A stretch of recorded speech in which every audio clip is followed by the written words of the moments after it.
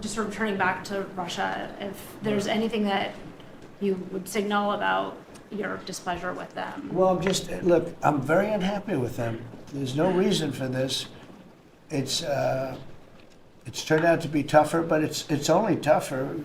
And I will say the Ukrainians were brave, but we gave them the best equipment ever made. We gave them the anti-tank busters that knocked out tanks. I mean, you just aim them in the direction of the tank and the tank is gone.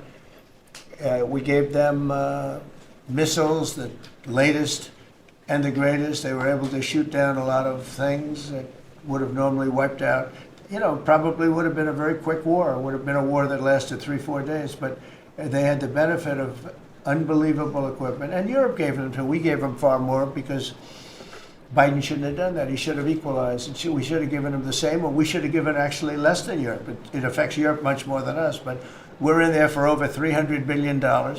Europe's in there for over $100 billion. But still, Europe gave a lot.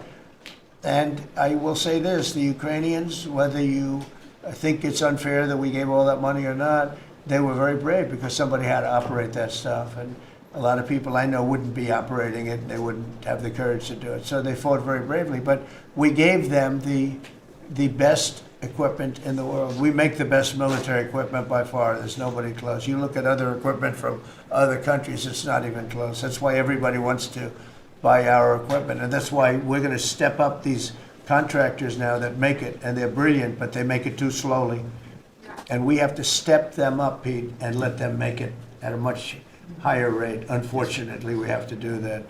But if you look at our Patriots, if you look at our Tomahawks, if you look at our, what we do with tanks is, you wouldn't want to be driving a tank. You would feel nice and secure.